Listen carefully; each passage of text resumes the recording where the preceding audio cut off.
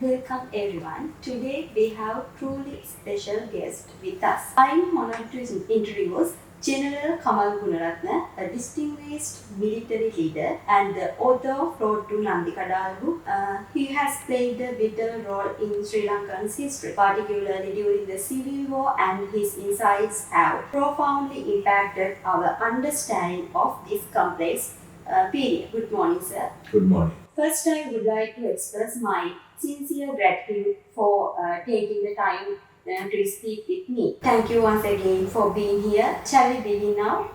Okay, go ahead. A fearless breathe my last breath, and to rest in peace with a serene mind. Having fulfilled my obligations as a man, I can face my death with a clear conscience. Your book, Road to Nandikadal, opens with a powerful narrative that fosters a deep sense of patriotism in the reader's heart. First, I would like to hear what motivated you to write Road to Nandikadal book. Did you feel a sense of responsibility in presenting an accurate depiction of the war? Okay, Buddha, thank you very much, and thank you very much for selecting my book for your very valuable research. And this is a special book, right? When it comes to the war literature, it was not a subject in Sri Lanka, which was not a very popular subject in Sri Lanka. You know, I am the first one who wrote a book about war literature, right, in relation to war literature. And that is Road to Nandikadal. There are people who write books and there are people who get some other people to write books. So even about the war literature, there are one or two books which were written before Road to Nandikadal, but it was not written by the authors, right? It was written by somebody else, and therefore I am very proud to introduce my book, since I am the author of this book, Road to Nandikadal. Anyway, when we look back at the 30 years long war which we had, you know, we won the war on 19 May 2019 with a very huge sacrifice, right? Altogether, more than 28,000 soldiers, officers, and also policemen and people from civil defense force, they sacrificed their life to build a better tomorrow for our future generations to come in this country. So it's a huge sacrifice, and there are more than 60,000 casualties, people who are wounded in action. Out of 60,000, more than 14,000 are either totally bedridden or restricted to a wheelchair, confined to a wheelchair. So, and they will be like that until they go to their graves. So it's a huge sacrifice, even though most of the people in this country have forgotten it today, it's a huge sacrifice. So I, being an officer who was there in this war from the beginning to the end, I thought, I saw the sacrifice of the military officers and soldiers. Therefore, I thought I should write something about the sacrifices of these people. That is number one.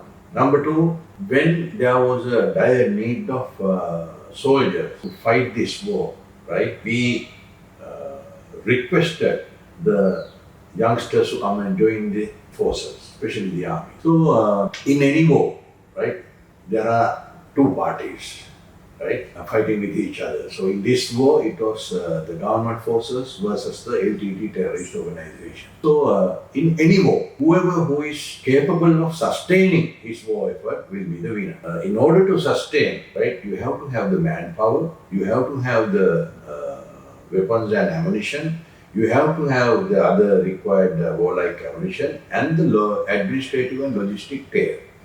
So if it is not there, if you can't sustain all these things what I told you, then you will be the loser.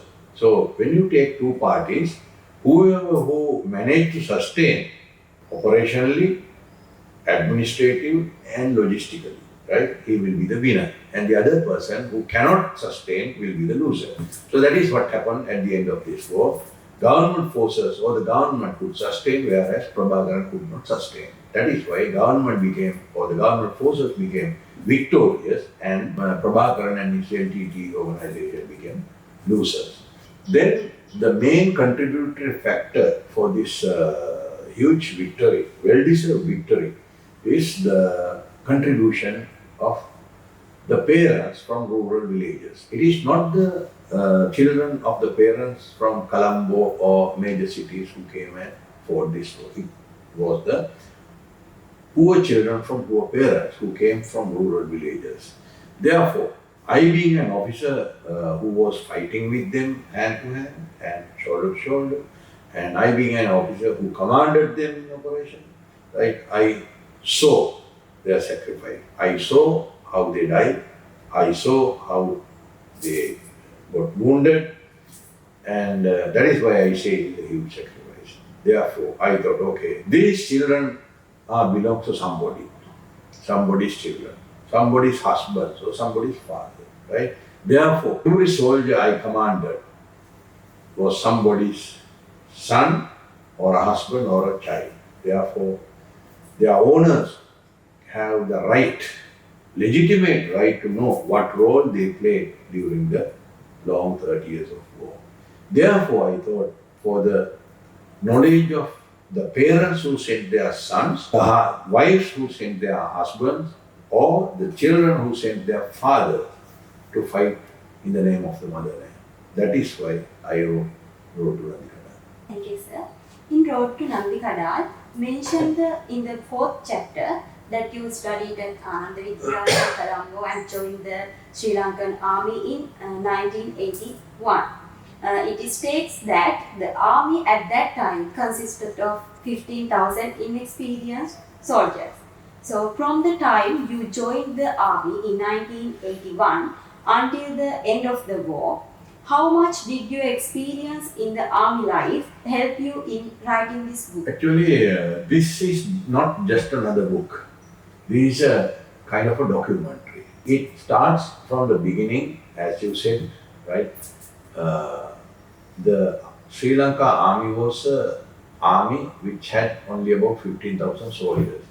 And I have mentioned inexperienced soldiers. In order to get experienced soldiers, then you have to fight a war, right? There was no war, there was no fighting. Therefore, that is why I mentioned there as inexperienced army. Inexperienced in the sense, it is not for the other aspect, it is only for the war fighting.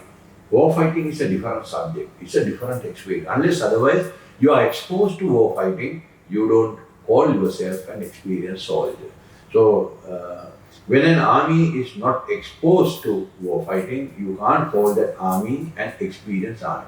Now, after fighting for last 30 years, we can very proudly say that the Sri Lanka army is a well-experienced army and is well above most of the armies in this world, right?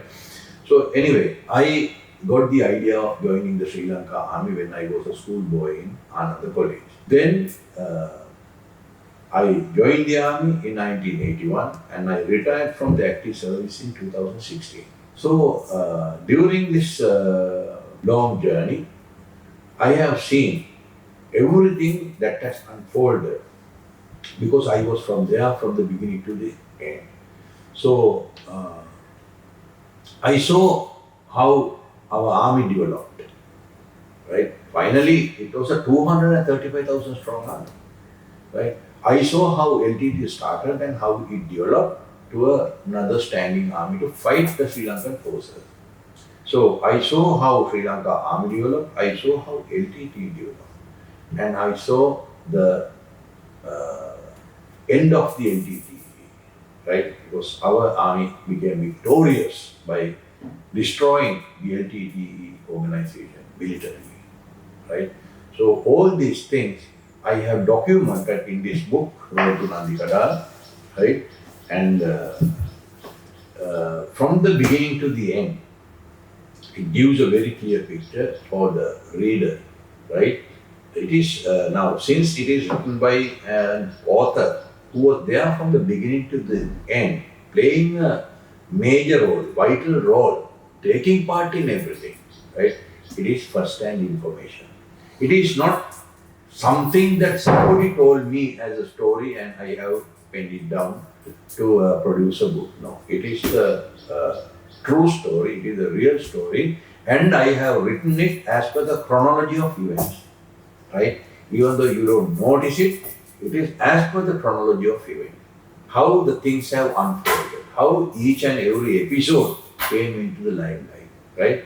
So that is how I have written this book. Yes, sir. When we read your Road to Nandikada book that are mixed with your experiences, we feel proud of our motherland. As mentioned in chapter 6, the Act on Parliament on Sinhala Only Act passed on 2nd of January 1956 and Bandaranayaka Chellanayakam Pact on 26 July 1957 and Black July riots of 1983. As a result of these incidents, a terrorist youth organization called the Tamil New Tigers was started on 7 September 1972.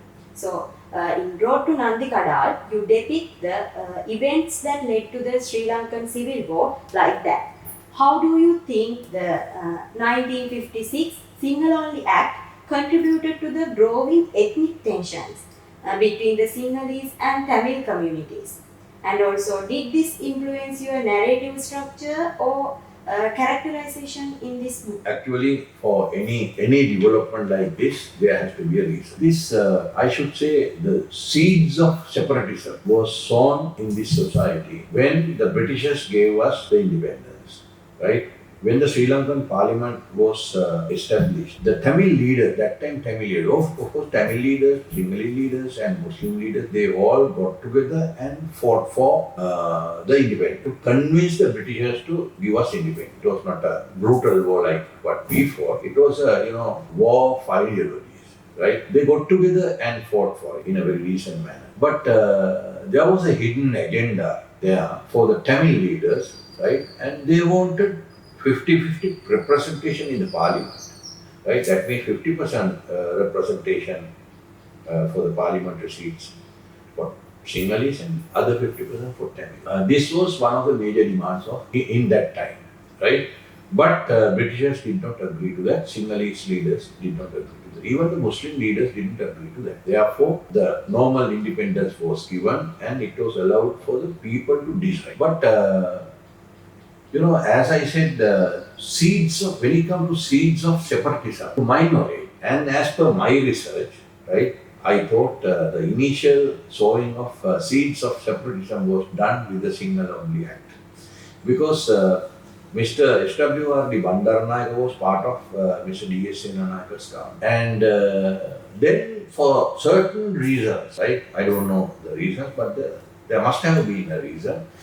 So due to those reasons, Mr. S.W. Bandaranayaka wanted to cross over to the opposition and he formed a new political party. So just because you form a political party, you don't get the publicity. To gain that amount of publicity, you have to bring certain lucrative things, lucrative ideas, lucrative acts, lucrative pacts, right?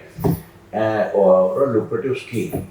So the lucrative thing that Mr. Bandaranayaka wrote was the Sinhala-only Act. And when this act was approved in the parliament, the Tamil leaders and their people thought that their rights were deprived. Because I think there is some truth in that. Because when it comes to the Sinhala-only Act, right, in government service, everything will be done in Sinhala. And if a Tamil gentleman or a lady is serving as a government official in the Sri Lankan government, he or she will have to pass the Sinhala proficiency.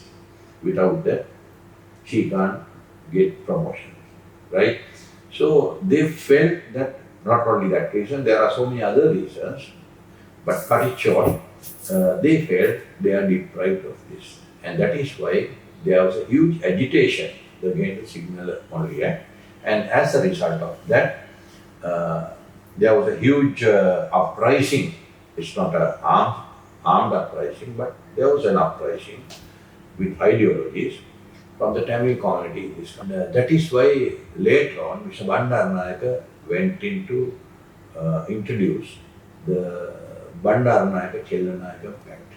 These are all, you commit a mistake and after that, in order to correct the mistake, you do another mistake. So I see all these things like that, right? Anyway, this is to my knowledge, And as per my research, this Prime Minister Bandaranaike Sinhala only Act was the initial step of sowing the seeds of separatism among our community. In order to Nandikadal, the 1983, that July is a turning point of Sri Lankan history. How do you think it reshaped both the Sinhalese and Tamil communities? And how did you reflect this shift in your portrayal of the LTT as both a terrorist organization and a liberation movement? Okay, when we look back, 1983 Black July, clearly a Black July, right? Before that, there was no such Tamil diaspora, right? Now, when you look at the international Tamil diaspora, it is a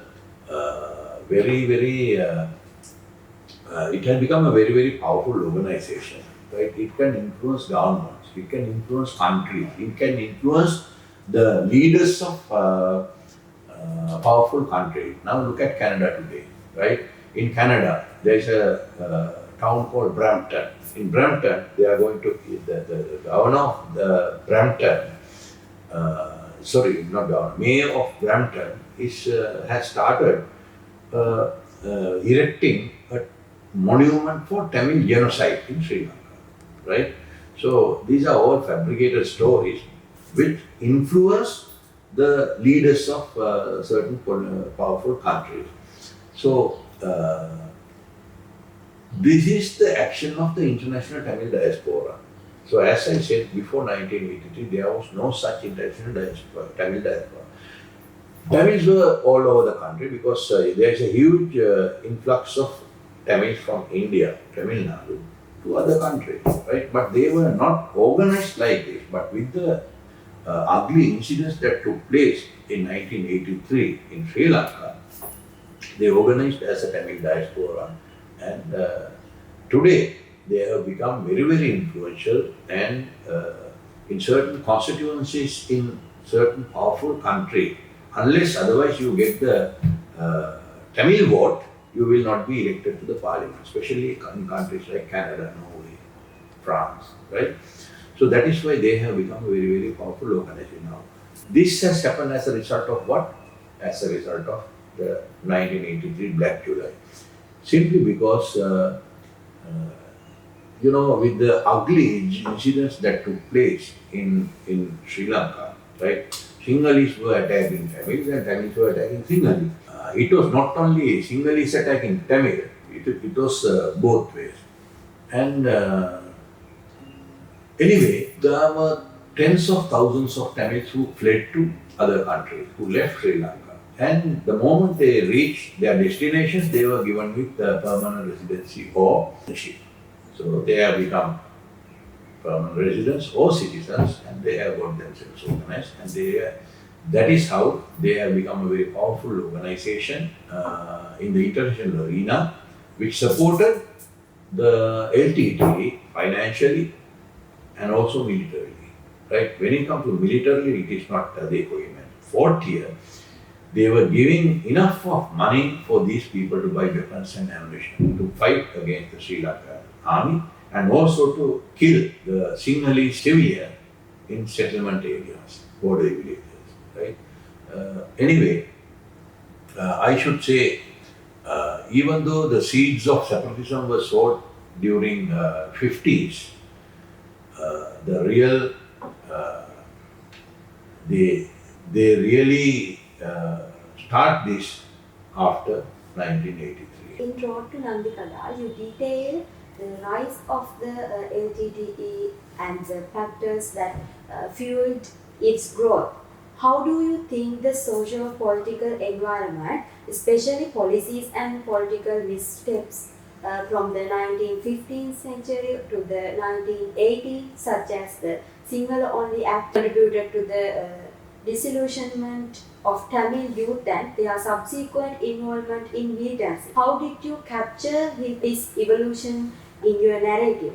And what role do you believe these policies played in shaping the LTTE's rise? When I said seeds of separatism were sown, right, in 50s, right, that was the initial step. And after that, again, Bandananaga Chellananaga Pact came, and it was not fully implemented. Then the Tamils felt that they were betrayed by the political leadership. Later on, the government came out with another idea of giving the numbers for the vehicles, right? Introduction of Sri letter Sri, the singular alphabet, right? There also they felt that they were deprived, and as a result of that, they had this Vadukode resolution, right? You should study about Vadukode resolution. There only they thought of in a separate country. When it comes to the separate country ideology, that was the inception. Then the youth were educated by these politicians saying your rights were deprived. You are being controlled by the majority. We are a minority. So we are being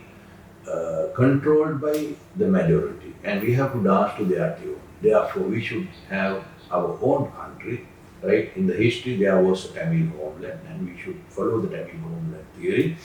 And with that, we should be able to let our future generations to live in dignity, right? That's what they told. And the youth were highly impressed by these ideologies, and they thought, okay, nothing doing unless otherwise we have a separate homeland for the Tamil people. Our future generations will have to live under the Sinhalese people. So when that kind of ideology is inculcated inside the minds of the Tamil youth, right, then they will see, okay, what are the options available. Like Mahatma Gandhi's campaigns like Satyagraha and all that, right? That is one. Like Che Guevara's system or Chairman Mao's system is another way, insurgency, right? Then fighting with the government, right? Unless otherwise we form a formidable force, the government of Sri Lanka will never allow us to have a separate home. So those ideas were given to the Tamil youth, and that was the inception of Tamil militancy. They thought, okay, government is not going to give us a separate country. We will have to fight and gain our rights. Therefore, they started as small militant organization, Tamil New Tigers, and finally it became a huge banyan tree, right? Like a huge banyan tree, which had a standing army, standing navy, and also a small air force, right?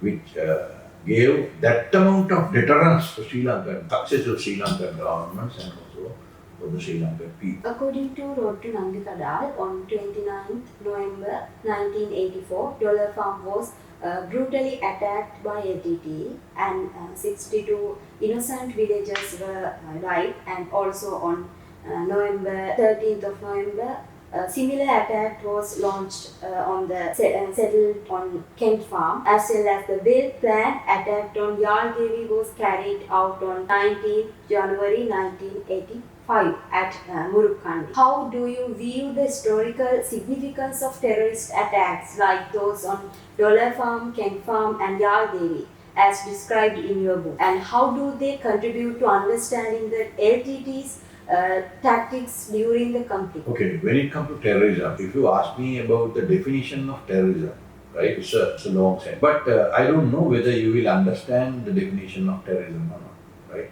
But we can explain the definition of terrorism with some other words, with some other means, right? Now, when somebody asked me about the definition of terrorism, I told, okay, forget about the theoretical definition. The real meaning of terrorism is this: killing one person to terrorize 10,000 people, right? As an example, now I want to kill him, right? There are many ways of killing him, right? I can pull out my pistol, aim at him, and shoot him. He's gone, right? Or else then the people will think, okay, this man is a murderer. He killed this person, right? And after that, the police will come into action, and I will be tried in courts, and depending on the court's decision, my future will be decided. But there is another way to kill this man, right? if I grab him out of his house, right, and keep his head on a stone and smash his head with another stone like a miriskala, right, and his head will be smashed. By looking at it, everybody will be terrorized. So that is what you call terrorism. Killing one person to terrorize more than 10,000 people, right? So that is the second way of doing things. So the more you show you are brutal, the more you show the other people you are very dangerous, very lethal and brutal, they will came to Dollar Farm and Kent Farm and massacred the entire village, right? These are the numbers only who were killed. There were so many who were wounded. There were so many who saw how their loved ones were killed. That is how you inculcate terrorism into the hearts and minds of the people. So, and there is another word called ethnic cleansing, right? You identify an ethnic community and you clean the entire area from that community. How? By killing them, right? It is the easiest way to get rid of a community. That is what is happening in many countries like Sudan, right, and Central African Republic. These things are taking place. So LTT thought, okay, in our areas, what we call as Tamil homelands, right, there are Sinhalese people, there are Muslims. Therefore, in order to create a separate homeland for only for our people, we should do ethnic cleansing.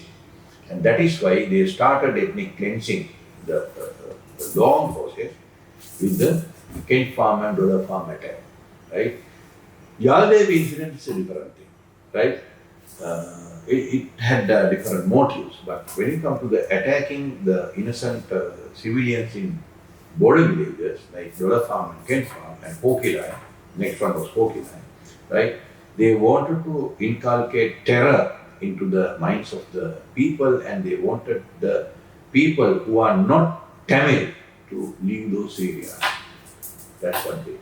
In 1985 was a tragic day for Sri Lankan Buddhists when LTT terrorists launched a brutal attack on pilgrims at the revered Jai Sri Mahabodhi. In Road to Nandikala, you reflect on the chilling footage of the attack on the Jai Sri Mahabodhi, stating this attack was videoed by the LTT and I personally saw the film.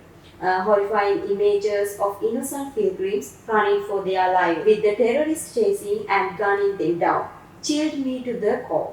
Such cold-blooded murder leaves me yet grasping for answers to the question of how low humanity could stoop to in its bloodthirsty quest for power. When it comes to terrorism, there is no value for life, right? As I mentioned during your previous question, what happened, what events unfolded in Kokilai, Dollar Farm and Kent Farm, right? This is the same. They wanted to inculcate fear into the people, right? So that is why they came long way from Mana to Anuradhapura and gave this devastating blow for the Sinhalese Buddhists and fled to Mana again. So this is also a similar incident of inculcating terror in the hearts and minds of. Not only this, even they were really hating Buddhist people, right? Not only Sinhalese Buddhism, Sinhalese Christian, and that is why they attacked Sri Mahabodhi. That is why they attacked Temple of the Truth Relic in Kandy, right? So these are the acts of terrorism to inculcate fear into the hearts and minds of the people. In Road to Nandikada, you discussed the first peace talks on July 13th, 1985 between then President J.R. Jayawardena and Indian Prime Minister Rajiv Gandhi with the LTT. From a new historicism perspective, how do you interpret the significance of these talks in shaping the conflict's trajectory? What insights do you believe this discussion provide regarding the political dynamics of the era, and the LTT's evolving strategies. Actually, when you look at the LTT strategy, right, LTT strategy was nothing beyond a separate homeland for the Tamil people, right? When it comes to the strategy of the Sri Lankan government, the government strategy was peace, right? And Sri Lanka to progress as a united state, unitary state, Ekarajya, right? Uh, there are two sides to the government and the LDT. Government wanted to go as much deep as possible to get the LTT to the negotiation table and negotiate a settlement, which which should be under the unitary state concept, right? But the LTT wanted to go ahead with the concept of separate state for the Tamil speaking, for the Tamil people. There were intermediate people. Many countries wanted to come and become facilitators for negotiations, right? Intermediate people. They thought, okay, as an example, India or Norway, they thought now Sri Lanka wants to go as a unitary state. LTT want to go as a separate state. But the other people who came as stakeholders, as negotiators, who were facilitating the negotiation, they wanted to see this as a united state. What is the difference between unitary state and united state? Unitary state is it's only one state, right? When it comes to united state, right, there are many states, but they are united, right? In other words, it is one step below the separate state, right? So that is what the negotiators wanted. So they negotiated with both parties, so they facilitated negotiations for both parties, thinking that United States solution is the solution. But Sri Lankan government thought nothing this side of unitary state solution. Whatever the discussion we are going to have with this organization, it should be within the framework of unitary state. But when it comes to the LTT, it was for Prakaran and for his leader, nothing beyond separate state. You understand? Yeah. So that is how they wanted to go with the negotiations. Anyway, President Jayawardena gave a very positive this thing. President Premadasa also was very positive, thinking that LTT is genuine. President Jayawardena also thought LTT is genuine. Then President Chandrika Kumarthuma came and she also thought LTT is genuine. Mr. Ranil Wickremesinghe came and he also thought LTT is genuine. But every time we thought that LTT is genuine, we were taken for a ride. The agenda of the LTT was to gain time for them to reorganize, right? After fighting with the Sri Lankan forces, they were depleted.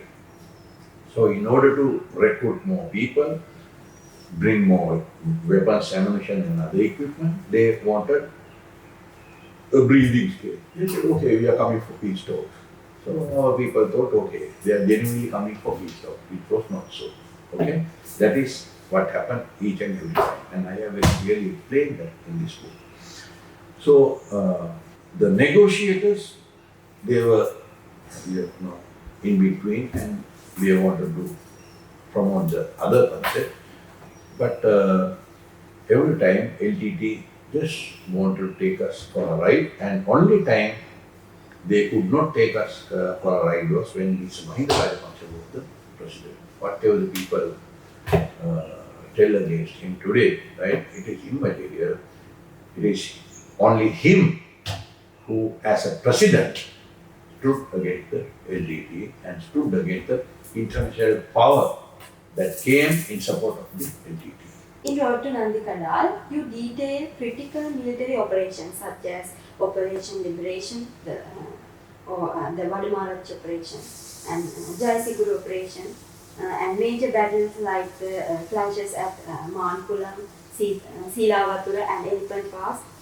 How do you believe documenting these key movements in the LGBT conflict contributes to a deeper historical understanding of civil war? From a new historic perspective, do you think emphasizing these pivotal operations helps the reader engage with the broader socio-political dynamics that shape the conflict and its eventual resolution? Actually, you have mentioned about couple of operations. Now, first one is the Operation Liberation, that is Vadamanaki operation. Now, as I mentioned in my book, this is the first classic operation, right? Sri Lanka Army conducted, right? After doing a proper training, proper preparation, right? For any war, you need the time for preparation, right? So when it comes to the Operation Liberation, right? It was fighting in build-up areas. Fighting in build-up areas is a different concept. There are different types of fighting. Fighting in jungles, fighting in deserts. So we build up areas, fighting in jungles, fighting in hilly terrain, right? Fighting in deserts. So fighting in built up areas, we were not trained in fighting in built up areas, right? It's the urban warfare, in other words. So we thought, okay, we should get some experts to train our troops. And as a result of that, army headquarters negotiated with the Israelis, and they are very good in fighting in built-up areas. So we brought a couple of instructors. Even I myself was a student of Israeli instructors for fighting in built-up areas. So we were trained on fighting in built-up areas. Then we went back to our regiments and we trained our people. We became the trainers, right? We trained our troops. Then, meantime, the logistical backup build-up was done, and our other administrative arrangement was done. Well-planned operation, Gunaratne operation, right? So, actually, even I learned a lot by taking part in Gunaratne operation from the beginning to the end. Then, coming on to the Jayani operation, I should say Jayani operation was a disaster as per the bad planning. It was not the idea of the general, it was the idea of the then government, right? Then government wanted to link Wani region with the Jaffna region, and as a result of that, this Jayani operation was launched and it ended up in a disaster. Jayani went forward for about 3 years and back to the original location within 2 or 3 days, right? It was a huge disaster. Then Mankulam and Shilavatura and Elephant, those are defensive operations. Those two operations are offensive operations, right? In war fighting, there are 4 phases of war: offensive operations, defensive operations, advance operations, and withdrawal operations, right? So advance is you are moving forward until such time you meet the enemy. Withdrawal is you disengage from the enemy and you run back, right? But offensive and defensive operations are different. So Vadamanaki operation and Jayani operation, those are offensive operations.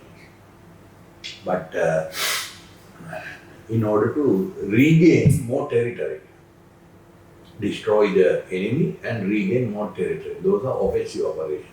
But when it comes to the defensive operation, those are the operations you conduct to defend what you already have.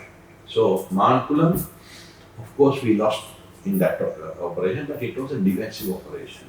Shilavatura, after giving a very good fight, we managed to retain what we had. That is also defensive operation. So these are different types of operations which came in different magnitudes, which gave a lot of experiences, lot of knowledge, and lot of exposure for our troops, right? So when you look at all these things, not only these operations, even Operation Trividabalya, the Operation Trividabalya to liberate Jaffna Fort, then even other operations that were conducted in Mandi region, right? They gave a lot of experience, knowledge and exposure for our forces, and that is how we became more and more professional by day by day. Thank you, sir, your valuable answer. So, in Road to Nandi Kadal, you analyze the tactical strategies employed by both the LTT and the Sri Lankan army during the civil war. How do you think the LTT's innovative guerrilla warfare tactics, such as the suicide bombing and the use of civilians as human shield, shaped the army's response? Can you elaborate on how these tactics influence the broader military strategies, as well as how these events are portrayed in your narrative to reflect the complexities of this brutal conflict? Okay, very pertinent question. Now, when it comes to the suicide bombing, the art of suicide bombing was something special, something that was not there among the international terrorists those days. So it is Velupilli Prabhakaran who introduced the art of suicide bombing for the entire world, right? Before Prabhakaran, even before Al Qaeda's first suicide bombing, LTT has launched, or Prabhakaran has launched more than 100 suicide bombers to take on target. It's a human bomb, right? The effectiveness of suicide bombing, what suicide bombing is, was shown to the entire world by Prabhakaran, right? So he was very successful in suicide bombing. And with his operation only, the international terrorist organizations like Al Qaeda or ISIS or whatever the international terrorist organization you have today, uh, what they have learned and what they are doing now is after studying the strategy by Prabhakaran, right? Suicide bombers, suicide vehicles, parcel bombing, all these things were there in Prabhakaran's ideology. So it was a very brutal way of attacking soft target means civilian targets, right? So when the civilian targets are attacked, the government will have to employ more and more soldiers in order to safeguard the civilian population. So now, when there are two sides are fighting, right? This is one of the very important theories in war fighting, right? Always the powerful man will be the winner. So we'll say this entity is more powerful than this entity, right? So in order to secure a win, this entity will have to come up to this level, or it should come up to a level that can match with this person, right? You understand, right? So then, if you will say this man has 1 million soldiers, this man has only 100,000 soldiers. So this man has 10 times more than this man. So how to match with this man, right? So those are the things that you call force multipliers. You multiply his capability, you multiply his capacity, you multiply his force structure, you multiply his force level. Okay. Then what are the force multiplications? Okay. One of the major force multiplications applied by various countries is terrorism. So this man, Prabhakaran, has, in order to multiply his force level, Prabhakaran has adopted the force multiplication. So attacking soft targets, attacking civilians, using suicide bombers are his force multiplication. The moment the force multiplications are applied in the war scenario, right, this man, even though he is a very powerful man, he will have to commit part of his force in order to safeguard the civilian, give protection to the villagers, right? Give protection to the people who go for cultivations in their paddy fields or China, right? Give protections to school, right? Employ some of his troops for demining, right? Likewise, he has this much, but this much he will have to employ. That means this much he is employing for other duties. Even the farmers will not go to farm their land without the military protection. right? Even the vehicles, buses will have to be used by military police. So his part of his force is gone. That means this man capability has come up like this. Okay? So that is what they did by doing all these things. These are the tactics of the terror. This information. I don't know whether you understand what I am saying, but these are the ways and means adopted by the terrorists. Okay? The operation brought forth the excellent leadership qualities of both Brigadier Kobbakaduwa and Colonel Gunaratne, and their true commitment and dedication. Brigadier Kobbakaduwa, who didn't like to waste minutes of his time, commanded his troops with an iron fist, heaping praise on the brave and committed soldiers and equally explosive towards the more. Colonel Gunaratne was a very brave, tough and efficient senior officer with his own unique blend of leadership. Although their service to the motherland was immense, the two of them who did such a supreme service died in a terrorist attack in August 1992. How does the portrayal of fallen war heroes in Road to Nandikadal enhance the understanding of their sacrifices and influence contemporary perception of heroism and national identity in the context of Sri Lanka's historical narrative? Thing, right? General Kobbakaduwa and General Vimalratne, right? Even though you have mentioned them as Brigadier Kobbakaduwa and Colonel, they both were generals, right? Of course, when General Vimalratne was killed in action, he was a brigadier, but he was promoted posthumously. They were the two leading personalities of that time, right? And we, being the military leaders who fought towards the victory, right? We all were under General Kobbakaduwa and General Herath, right? So these two were leading everything, right? There were so many other generals in the army, but it was only these two who were playing a very pivotal and significant role in fighting with the LTT. That is why LTT wanted to get rid of these two people, right? They really wanted to get rid of these people, but they couldn't, right? And they were very successful in every operation. But finally what happened was, even without the knowledge of the LTT, these two people, these two military officers, great military leaders, were killed in action, right?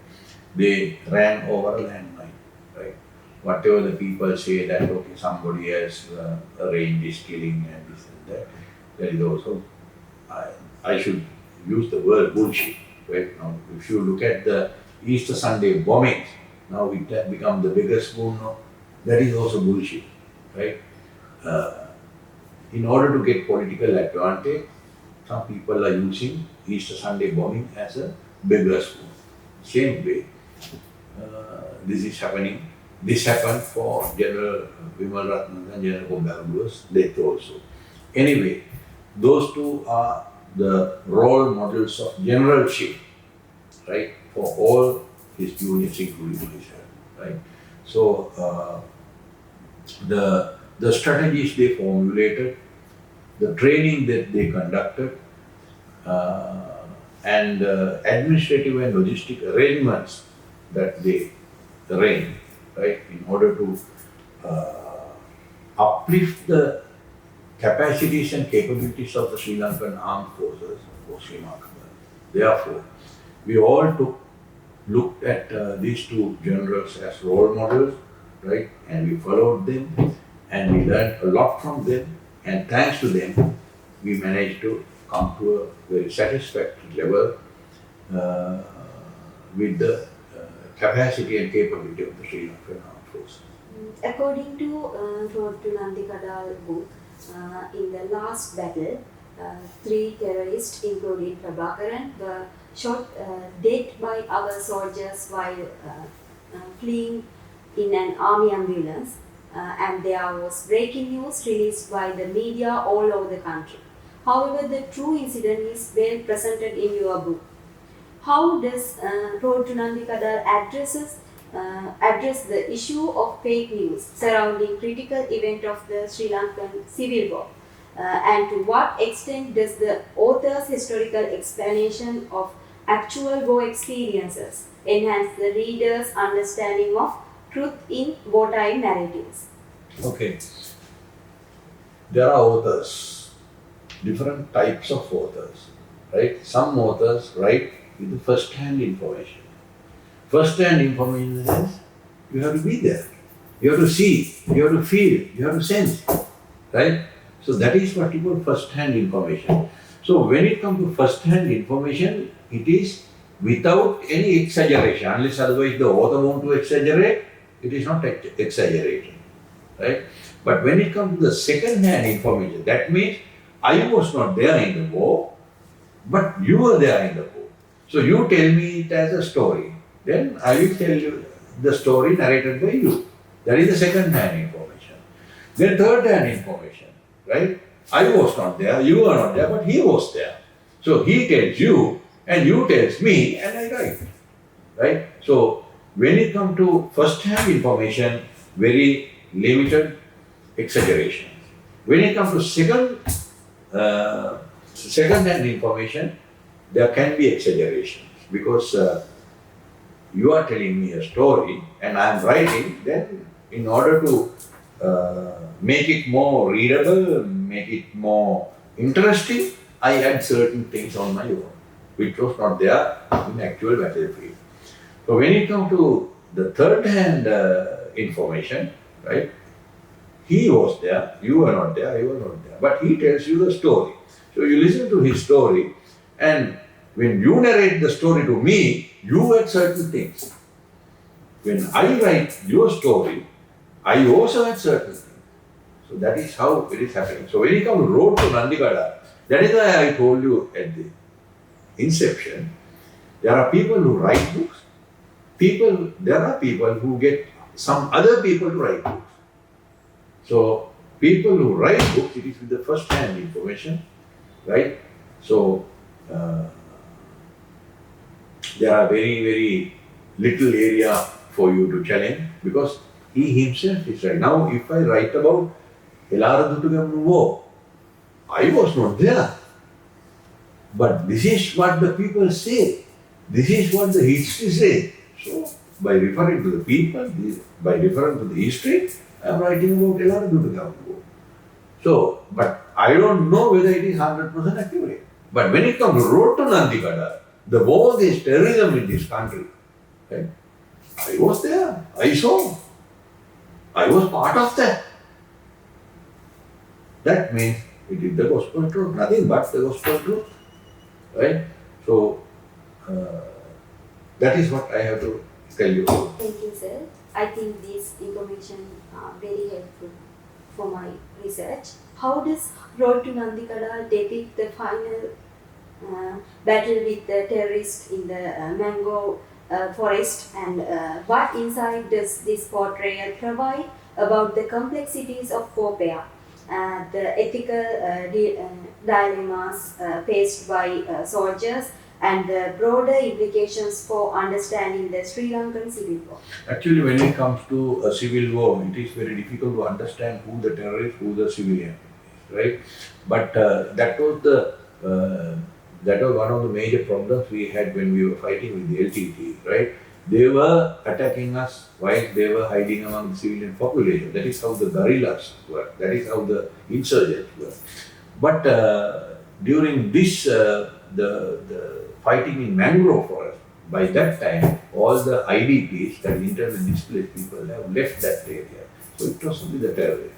Therefore, we didn't have to distinguish among the civilians and terrorists. No, all were terrorists, right? And that it was very easy for us to fight because it was like fighting with another army. But when they were attacking us by staying among the civilians, it was very difficult. Many of our officers and soldiers were killed due to that because they attack us but we can't retaliate because they are firing at us whilst they were hiding among the civilians, right? So it was a very big disadvantage. But when it came to the fighting in Bangalore forest, there was nothing like that. They attacked, we fought with each other and we killed them. The minute the soldiers dropped the body at my feet, I immediately recognized it as Prabhakaran. It is not an exaggeration to say even today. Every time I recall this moment, I get goosebumps all over my body. Starting blankly with eyes wide open and a deep gash on his head was definitely Prabhakaran. The very Prabhakaran who unleashed tragedy and pain on our nation for 3 decades. When Prabhakaran's body was brought before you, what emotions did you experience as a soldier who fought for the country? And how do you believe this pivotal movement contributes to the historical understanding presented in Rotu Nandikada's book? Actually, when Prabhakaran was killed and his body was brought to me, right, immediately after that, I was interviewed by 2 TV channels, not 2, a couple of TV channels. And the voice cut I gave, I still remember. In Sinhala, right, I told them, Demapiyan dasadahas gananakata siya daruwan ahimi kala. Daruwan dasadahas gananakata siya piyawurun ahimi kala. Virindayavurun dasadahas gananakata siya swami purushan ahimi kala. Sri Lanka itihase divu kruratama minisa api marala කියලා. ඉතින් ඒකම තමයි මට අදත් කියන්න තියෙන්නේ. Then the same thing that I have to tell you, it was the most happiest and the proudest moment in my whole life. Right? I served in the military in uniform for 35 years and 5 days, right?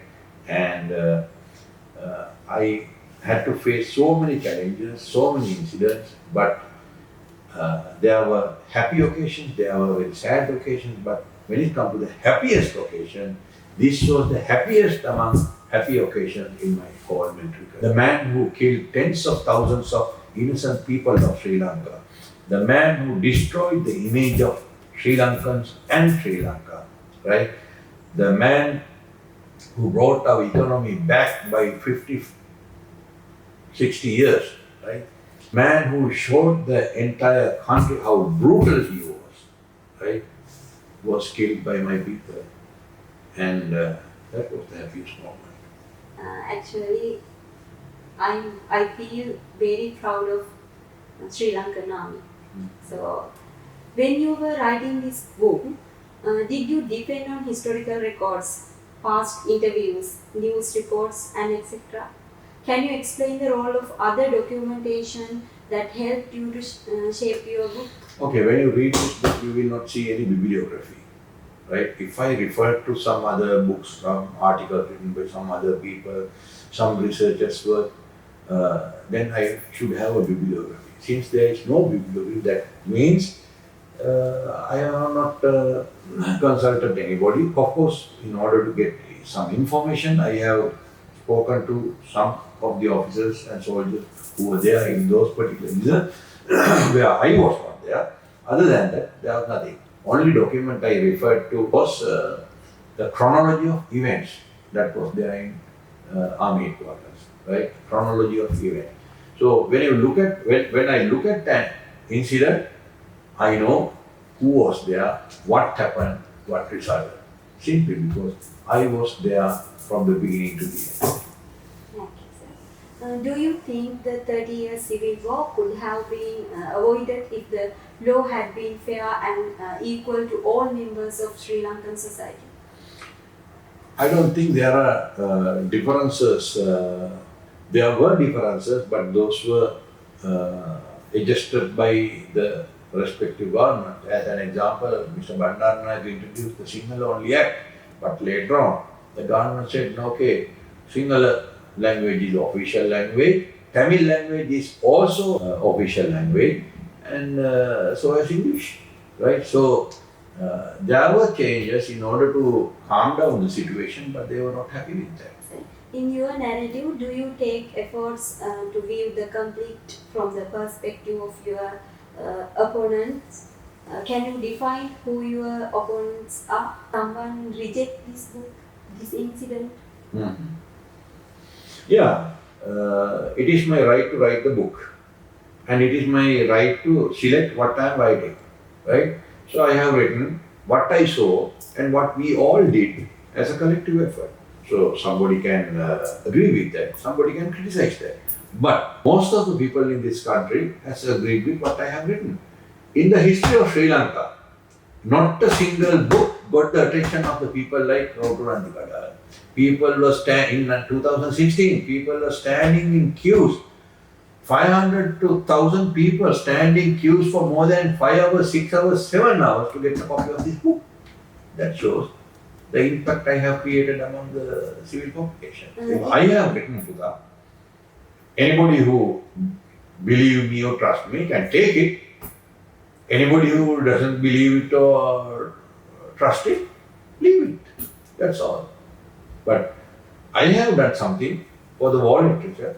So, is your book written with the aim of breaking the mythology of the invisibility of the LTTE? Yes, everybody thought LTT is an unbreakable organization which can never be defeated. But we proved to the entire world, okay, it is not so. We are more strong, and we defeated them. We reduced the LTT down to just an ideology. Okay, only the ideology is there. What ideology? The ideology of separatism is there. But militarily, there is no LTT. After 19 May 2009 till today, not a single incident of terrorism in our motherland other than the Easter Sunday bombing, which happened as a result of negligence due to ignorance. Okay? Otherwise, no incident with regard to separatism. At the end of the war with the LTT, we arrested more than 6,000 LTT cadres, and in addition to that, there were another about 6,000 LTT cadres who came and surrendered to us. Altogether, 12,242 LTT cadres were taken in and put for a comprehensive rehabilitation process, and they were rehabilitated and released to the society with the reintegration process. They are living in this society with you and I today, shoulder to shoulder, but not a single incident of terrorism. So that is what we created. So we created a better tomorrow for our future generations. Were there any challenges in balancing your role as both author and a military figure when presenting historical events? Yes, it was a challenge because I had to be very careful about. Now, I wrote everything with my experience, what I saw and what we all did, including my experience. But I should not give the reader a feeling that, okay, this man has blown his own trumpet. So that was the challenge. So I tried to minimize that. Of course, there are certain things because I was a very active military commander during the war. Therefore, I had to write about myself, about what I did and all that. But I was very careful of not to exaggerate or not to talk too much about myself, right? Which might give the reader the feeling that, okay, this man has blown his own trumpet. Book aimed at building a future of coexistence between various communities. Or what do you think will be the future role of your narration? How do you think future historians or readers will use Road to Nandikada when studying the Sri Lankan Civil War? Actually, there are many people who have spoken to me after reading the book. Some people say it's a very historical document. Some people say it's a very good documentation. Some people say it enlightened the people about as to how the war was conducted. Some people says it gives a very clear indication about the evolution of the armed forces as well as evolution of the LTTE. So anyway, and some people, now I met one researcher who used to teach, I can't remember his name, who used to teach management in universities, right? Maybe private universities. I can't remember his name, educated man. He I met him in Vellamilla temple. I didn't know him. He came and introduced himself, and then he said, General, uh, there are hundreds of management lessons inside your book. So I am expecting everything, and I am teaching my students. So those are good things. Even though I never had intention of writing this book as a management package, as per the management stalwarts, there are a lot of things that they can grab in order to teach their children about management. So, how do you see the relationship between the narrative you have written and the broader history of the Sri Lankan Civil War as presented by other historians or authors? Actually, there are many people who have started writing about these things, but since there is a difference between people who write and people who get other people to write, right? I can't go into much detail because I don't want to point my fingers at anybody who has produced a book with his name, right? But as far as I am concerned, I have produced my book. Even the manuscript is there with me even right now, right?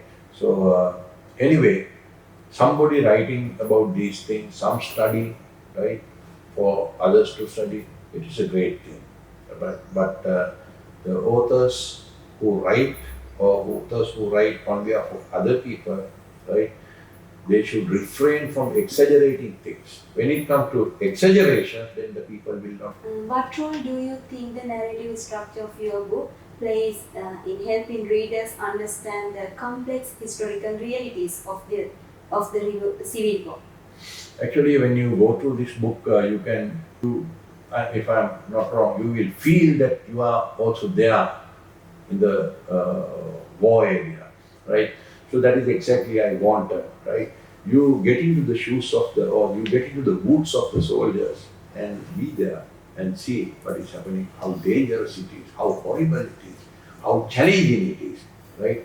So I think I am very successful as an author by writing this book, because when you read this book, you will automatically, whether you like it or not, you will get into the boots of the soldiers. It is very impact in our lives.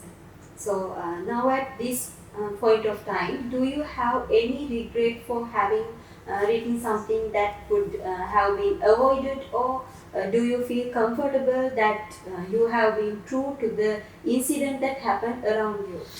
No regrets at all. I'm very happy about the document, but I could have written more, right? But there are certain legal implications, then there are certain secrets that I should not divulge, right? When it comes secret, you have your personal secret, you have your official secret, and when there is a war, you have war secrets, right? So secrets should not be exposed, right? If you try to expose the secrets, right, then you become a traitor. I didn't want to be a traitor for the organization that I serve. Therefore, I am very happy about it, what I wrote, what I presented, and I think this is enough for a layman to understand how the war has gone. This is my final question. Was Road to Nandikadal an edited version of your diary, or was it a recollection written after the war ended? And also, do you believe that Road to Nandikadal functions as a historical document that reflects the event of Sri Lankan Civil War? Or do you see it primarily as a personal interpretation shaped by General Kamal Gunaratne's experiences and perspective?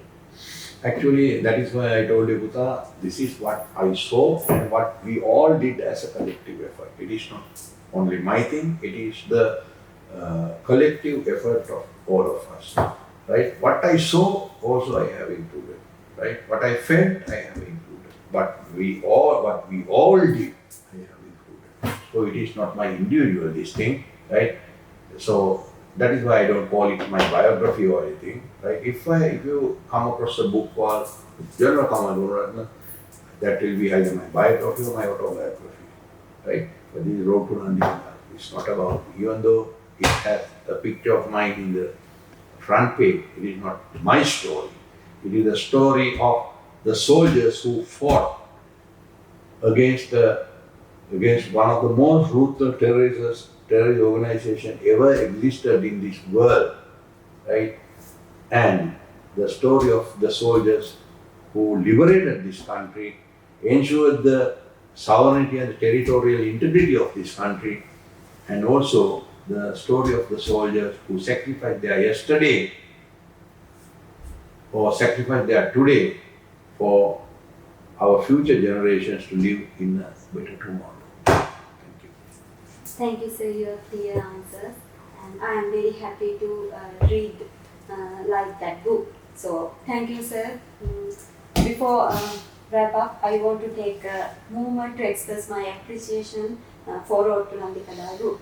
Your narrative offers profound insight into complexities of the Sri Lankan civil war, and I found your depiction of events to be both powerful and enlightening. The way you convey experiences and sacrifices of those involved in truly commendable. I believe your work is a contribution to understanding this crucial period in our history. So this is very important and very useful book for future generation to understand history of our country. Thank you once again for your time and sharing your ideas with me. Thank you, sir.